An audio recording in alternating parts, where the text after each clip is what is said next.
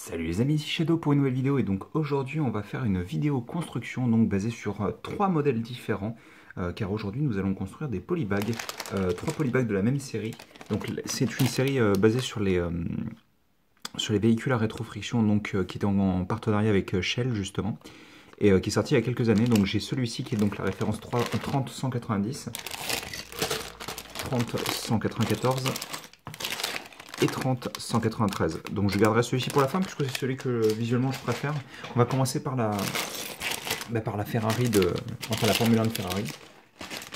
Hop. Je vais juste prendre un tout petit peu de temps pour l'ouvrir correctement parce que je garde mes polybags.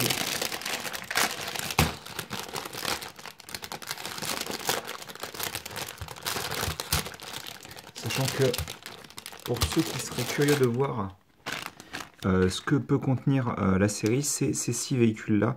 Sachant qu'il me semble que donc, là, ces modèles-là, je les ai achetés lors d'une exposition. Un vendeur les avait, il avait pas tout, par contre, il me semble qu'il avait, donc bah, c'est forcément les 3 que j'ai achetés, et il me semble qu'il avait le véhicule noir aussi.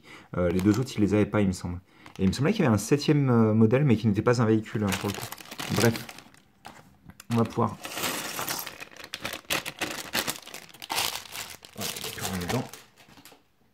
Donc comme vous pouvez le voir, assez peu de pièces. Hein. Hop. On va par contre essayer d'éjecter les pièces. On peut voir déjà la grosse pièce qui nous servira de... Non, sérieux, il va falloir que j'utilise le... Attends, on va utiliser l'axe. Hop. Ah, d'accord. C'est le cas pour pas mal de nos pièces. Allez, s'il te plaît, sort. Hop là, voilà. Donc vous allez pouvoir voir la base de notre véhicule. Et dans une petite boîte, vous avez sûrement des autocollants. Puisque comme vous pouvez le voir, là on voit qu'il y a différents design sur les petites pièces ainsi que sur la longue et d'autres pièces, mais sauf que là ils sont pas présents, donc justement on les rajoutera après via des autocollants. Donc ce que je vais faire, c'est qu'on va construire je pense les 3 et ensuite on fera une petite pause et je collerai les autocollants pour les 3 et on va commencer tout de suite avec la base tout simplement, hein. On va déjà se repositionner, voilà, et donc on met comme ceci. On va prendre une 2x4 sur laquelle on va placer donc une part de rouge. Et en fait, on va l'aligner comme ceci. Une fois qu'on a ça, on va rajouter des pièces sur la partie centrale. Donc, on aura cette pièce là, hop, tout au fond. Donc, il me rappelle les vieilles F1, parce que les vieilles F1, en fait, taille minifig, elles avaient cette pièce-là au bout pour attacher justement le spoiler. Même si ça ne doit pas avoir ce nom-là dans tout ce qui est... C'est l'ancien modèle? Ah ouais, c'est l'ancien modèle, d'accord. C'est l'ancien modèle de jumper, donc qui n'a pas le petit rebord pour l'enlever plus facilement. On est comme ceci, donc une fois qu'on a fait ça, on va rajouter ces petites pièces-là qui vont permettre de renforcer la structure de la partie là, de la 2x4. Une fois qu'on a fait ça, on va venir placer donc ces longues 1x4 courbées sur les côtés, donc sur lesquels on aura des autocollants, hein, clairement. D'ailleurs, c'est assez mal fichu, on va dire, puisqu'en gros, vous avez un autocollant qui fait une longueur de 2 à peu près, et un autocollant là qui fait une longueur de 1. Ils auraient pu prendre un seul autocollant de 4, et c'est assez mal fichu pour le coup, mais en même temps, le modèle est vieux, donc c'est possible aussi qu'ils n'avaient pas trop le choix, quoi. Ou en tous les cas, qu'ils n'avaient pas bossé sur leur manière de faire à l'époque. Une fois qu'on a comme ça, donc, on va avoir ça ici, ça là, et un autre jumper ici. Et on n'oubliera pas donc de placer cette pièce comme ceci, qui va être tout de suite surmontée par cette pièce-là. Une fois qu'on aura positionné tout ça, on va prendre donc ces petites pièces-là, donc qui sont vraiment avec des autocollants, hein. C'est vraiment des autocollants de cette taille-là, c'est pas genre... elles sont pas imprimées celles-ci, contrairement à du Speed Champion récent, où en règle générale sur cette taille-là, c'est plutôt imprimé. Vous allez avoir les doubles clips et le spoiler en lui-même. On va essayer de centrer quand même, ce serait dommage de ne pas le faire. Tout comme ceci donc. Une fois qu'on a fait ça... Oh d'accord, c'est rigolo ça. Bon, On a cette pièce-là. On va pouvoir installer nos 4 roues. Hop là. Hop. Donc vous pouvez voir qu'il reste encore pas mal de pièces supplémentaires. Mais c'est des pièces qui seront justement, comme je viens de le dire, supplémentaires. Sauf pour une ou deux. Oui, donc vous vous demandez peut-être comment va fonctionner le moteur. En fait, quand vous avez cet axe, donc hop là, on va faire un petit focus. Vous avez cet axe et comme vous pouvez le voir, il y a deux parties droites qui vont venir s'intégrer dans les parties comme ceci, en fait. Si.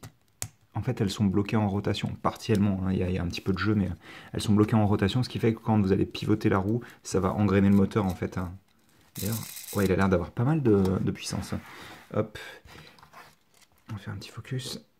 Donc, comme vous pouvez le voir, elle est visuellement très simple. Sans autocollant, en tous les cas, elle l'est. Et en fait, vous avez deux options. Vous avez le casque de couleur verte ou le casque de couleur bleue. On va laisser le casque de couleur bleue. Je pas... ça ne me choque pas plus que ça. C'est l'option A et l'option B. C'est assez rigolo que ce soit indiqué comme ça, par contre, dans le mode d'emploi. Et donc, oui, c'est une Ferrari 150 degrés. Je trouve ça un peu bizarre, mais 150 degrés. Italia. Donc on va pouvoir voir les autres modèles juste après bien sûr, mais hop, je vais vous montrer un petit peu comment fonctionne le moteur. Donc là je l'ai vraiment pas beaucoup remonté, hein, et pourtant vous pouvez voir qu'elle avait un peu de force. Je pense que la surface est pas géniale pour... on a failli. Ouais, non, le moteur a l'air puissant quand même. Hein. Et puis visuellement, bon, c'est assez simpliste, hein, mais elle rend bien pour le coup la petite Ferrari. C'est dommage parce que ces moteurs-là, donc, ils n'ont été utilisés que dans cette gamme pour le coup. Donc c'est aussi pour ça que je voulais me les procurer parce que je voulais avoir ces petits moteurs-là, ils avaient l'air sympas comme tout. Donc bon. Bref, on va pouvoir continuer avec la 458 Italia et il me semble que pour le coup cette pièce-là est imprimée, mais pour le reste c'est toujours des autocollants. Hop là, ça c'est bon. Ah, je suis pas abîmé par contre, mais c'est pas très grave. Il y a l'air d'y avoir un tout petit peu plus de pièces, ou en tous les cas plus de pièces de grande taille. Donc encore une fois, les autocollants je vais laisser sur le côté qu'on verra à la fin. Et donc on commence exactement de la même manière en utilisant cette base là. Sur laquelle on va placer donc cette vieille pièce. Ça fait longtemps, d'ailleurs, ça fait longtemps que je l'ai pas vu dans des couleurs un petit peu particulières. Ça me fait plaisir de l'avoir en jaune. Vous allez placer sur cette pièce donc une par deux sur laquelle on aura un sticker représentant les pots d'échappement. Et sur les côtés de ces pots d'échappement, on aura ces deux petites pièces fromage. Ensuite, on va placer en dessous de la base, exactement comme la Ferrari, une pièce noire. Et on aura juste après celle-ci. Donc l'écart entre les 4 roues est un petit peu différent de celui de la Ferrari puisqu'il y a un tenon de moins. Donc elle sera peut-être un peu moins longue. Très probablement d'ailleurs. Ah quoique, on verra bien. Parce qu'il y a quand même un peu plus de masse à l'arrière, donc ça devrait être à peu près équivalent. Comme vous pouvez le voir, la construction pour le moment est très simple. Vous allez avoir un petit détail qui est plutôt sympathique en utilisant ces pièces-là, donc qui vont nous faire une sorte d'entrée d'air, ou de sortie d'air plutôt. C'est un petit détail comme un autre, hein, c'est très petit, mais ça fait le taf quand même. Hein. Ça fait le taf. Et vous savez ce qui fait le taf aussi? Alors déjà, outre cette belle pièce imprimée, c'est ce genre de pièces qui ne doivent pas exister en beaucoup d'exemplaires en jaune, je pense. Parce que je suis en train de réfléchir à des personnages de Cars qui sont jaunes comme ça. Il doit y en avoir un, si. Personnage féminin du 3, je crois. Bref, enfin dans tous les cas, ces pièces-là sont reprises justement des pièces Cars. Et d'ailleurs, vous remarquerez l'imprimé magnifique. Même si ça fait c'est un petit peu embêtant, quoi. Le symbole Ferrari qui est censé être là est un autocollant. Même si je suis en train de me dire qu'en soi, ça permet l'utilisation de la pièce sur d'autres modèles sans que ce soit forcément une Ferrari. Donc ça, c'est en fait plutôt bien pensé. C'est toujours un peu dommage, hein, je trouve. D'ailleurs, vous aurez le logo Ferrari ici et là aussi. On va rajouter donc, juste là, une pièce comme ceci avec une autre tilde ici. D'accord, bon, ça a l'air plutôt simpliste, hein, on a presque terminé. On va rajouter donc cette pièce-là, qui grâce en fait à la pièce centrale lisse, va permettre de s'attacher de manière sécurisée vraiment, hein, mais sans que ce soit difficile de la retirer derrière en fait. C'est plutôt une bonne idée en règle générale. Hop, on va placer 4 petites pièces comme ça qui vont représenter les feux arrière, donc qui rentrent plutôt bien comme ça. Hein. Donc, franchement, la carrosserie de la voiture est plutôt belle, hein, surtout à cette échelle-là. Et en plus, on a le droit à des petites jantes spécifiques, pas des jantes basiques. Donc, on va pouvoir placer ces petits trous ici. Et je pense qu'avec un peu plus de masse comme elle est là, à mon avis, elle fonctionnera un petit peu mieux, je pense, que la Ferrari. Elle aura un petit peu plus d'adhérence au sol. Enfin, que la Ferrari, que la Formule 1, je devrais dire. Elle rend vraiment très bien, même sans autocollant. Hein. Là, pour le coup, c'est vraiment un modèle. Autant celui-ci fait un peu trop neutre, autant celui-ci, pour le coup, est vraiment propre, même sans autocollant. Même sans la remonter beaucoup, je sens quand même qu'avec la masse, ça... Et ouais, le modèle est plutôt joli, hein, franchement. Ça rend bien, quoi. Ça rend bien.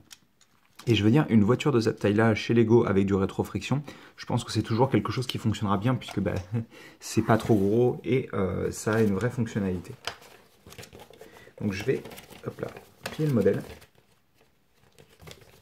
S'il veut bien se plier correctement, bien sûr. Hop là, voilà, comme ceci. Et je vais enchaîner avec le dernier modèle, qui est la 250 GT Berlinetta, qui est à mon goût la plus jolie des trois. Même si bon, elle est un peu carrée sur certains endroits. Mais on va pouvoir construire ça ensemble encore une fois.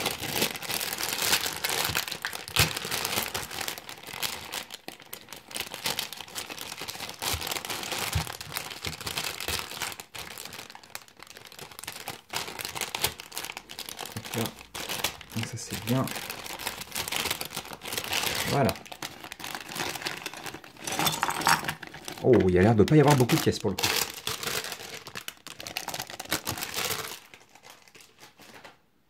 Je pense que ça doit être celle qui en a le moins. En tous les cas, ouais, il n'y a pas énormément de pièces. Mais ceci étant dit, vu les grosses pièces qu'il y a, je peux pas vraiment cracher dans la soupe. Oh non, clairement, il n'y a pas beaucoup de pièces puisque tout l'arrière est utilisé pour montrer les 6 modèles de la gamme. Donc en effet, il ne doit pas y avoir de 7ème, ça doit être une autre gamme qui l'utilisait. Donc on commence avec cette pièce-là, mais cette fois-ci, on oublie d'être subtil et on prend cette pièce-là, donc qui est une 2 par 8. On va ensuite placer ceci, même si je m'avance un petit peu pour le coup, ainsi que cette pièce-là et cette pièce donc qui sera imprimée pour l'arrière de la voiture et pas l'avant. Et c'est très très beau. Alors vraiment très bien. Donc une fois qu'on a fait ça, on va placer l'axe avant, puis ces pièces sur les côtés. J'ai littéralement l'impression de construire les vieux véhicules Cars, pour le coup. Hop, comme ceci. Donc l'avant, vous remarquerez qu'il n'y a pas d'imprimé, c'est vraiment juste un autocollant qui va être placé. C'est un peu dommage d'ailleurs parce que vous avez un autocollant pour la grille et un autocollant pour ça. J'aurais vraiment aimé pour le coup que la grille soit imprimée. Parce que bon, bah, si vous n'avez pas envie de placer les autocollants, vous allez vous retrouver avec un modèle qui n'est pas très joli, pour le coup. Là, il a besoin de ces autocollants pour vraiment avoir son look, on va dire. Et donc, vous allez pouvoir prendre cette pièce-là et terminer le corps du véhicule, qui encore une fois a l'air très propre. Hein. Enfin, terminer le corps du véhicule, sauf quand on oublie les petits feux avant, forcément. Et donc on va pouvoir placer les roues qui en plus là sont carrément, donc c'est les mêmes que celles qu'on a vues juste avant là, mais sauf que celles-ci sont peintes. Elles sont de couleur noire et vous avez cette peinture argentée qui est absolument magnifique. Je ne sais pas parler apparemment. Mais non, ça rend vraiment très bien. C'est juste dommage pour parce que là en plus vous avez un bel imprimé, même s'il est un petit peu fin, quoi. Il manque un peu de profondeur. Hop, et on n'oublie pas le dernier. Ça peut être utile d'avoir 4 roues sur une voiture quand même. Ouais, non, elle rend vraiment bien. Je pense qu'il aurait fallu rajouter une pièce, soit une par 2, soit une par 4 ici en noir, pour vraiment terminer le pare-choc avant, pour le coup, puisque là vous avez du noir et là elle descend jusqu'en bas, là, pour le coup. Mais mis à part ça, franchement, pas grand chose à en dire. Encore une fois, ça me déçoit que la grille ne soit pas imprimée, puisque si vous laissez les autocollants hors de ça, bah, vous avez un modèle qui n'est pas très joli. Donc, ce que je vous propose de faire, c'est d'avoir les 3 modèles ensemble sans autocollant. Et donc on va pouvoir les éjecter de l'image et on revient tout de suite avec les autocollants. A tout de suite. Et nous sommes de retour, donc nous avons pu poser les autocollants pendant cette petite interlude et forcément les véhicules rendent beaucoup mieux avec, vous allez voir une petite spécificité d'un des 3 véhicules. Donc premièrement on va commencer par celui que j'ai construit en dernier, donc avec les autocollants de là, c'est la Berlinetta il me semble. Comme vous pouvez le voir, elle a le numéro 155 sur les côtés, avec un petit trait blanc, ce qui est plutôt cool, un petit rajout de détails. Vous avez donc les autocollants qui correspondent à la grille et à ce fameux numéro 155, et donc qui permettent de compléter le reste des détails de la ligne. Donc plutôt cool, 4 autocollants pour elle. 4 autocollants aussi pour ce véhicule-là, qui, vous le remarquerez, donc à l'avant du capot. Donc les 2 petits logos Ferrari sur les portières, ou plutôt sur les ailes pour le coup, puisque ce serait un petit peu devant les portières.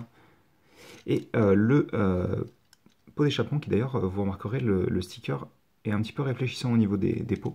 Ce qui est plutôt étonnant, je trouve, c'est que les stickers, j'ai l'impression qu'ils sont faits d'une matière différente en fait des stickers Lego classiques. Donc c'est un peu bizarre. Et vous remarquerez autre chose d'assez étonnant, c'est que ils ont simulé un espèce d'effet de lumière en fait, de réflexion de la lumière sur le capot. C'est un peu bizarre, il me semble la première fois que Lego, enfin la seule fois que Lego a fait ça vraiment. Si vous avez d'autres exemples, n'hésitez pas à les laisser dans les commentaires, mais à ma connaissance, c'est une des seules fois où c'est arrivé pour le coup. Il y a des effets d'ombre sur les stickers des fois, mais en règle générale, c'est plus genre un détail, point. Et c'est assez étonnant. Donc ouais, elle rend plutôt bien, même si cet effet est un peu bizarre quand même, je vais pas vous mentir. Ça fait un peu bizarre, ouais. Par contre, celle qui est étonnante pour le coup, et vous remarquerez que j'ai replacé le casque du pilote de couleur verte, c'est qu'en fait, vous avez 2 options, pas que pour le casque, mais pour les autocollants en fait. Donc vous avez tous les autocollants sur les côtés qui sont identiques à chaque fois, et en fait cet autocollant-là, qui est le nez de l'appareil en fait, a 2 versions. Vous avez le numéro 5 et le numéro 6. J'ai choisi le numéro 6 pour le coup parce que c'est mon numéro fétiche, donc je me suis dit autant caser le 6, même si j'aime moins le casque vert je pense. Je me suis dit bon, quitte à faire, mais ça veut dire qu'en gros vous en avez 2 à acheter si vous voulez avoir les 2 variantes. Mais ouais, ces autocollants sont un peu bizarres, on dirait qu'ils sont plus papier je trouve que plastique, mais ils ont l'air de bien tenir en tous les cas, donc on verra bien avec le temps. Mais pour le coup, ces petits modèles sont plutôt jolis. Donc bah écoutez, j'espère que vous avez apprécié cette vidéo qui était un petit peu différente pour le coup. Et nous, on se retrouvera, excusez-moi, très bientôt pour de nouvelles vidéos. Allez, à plus.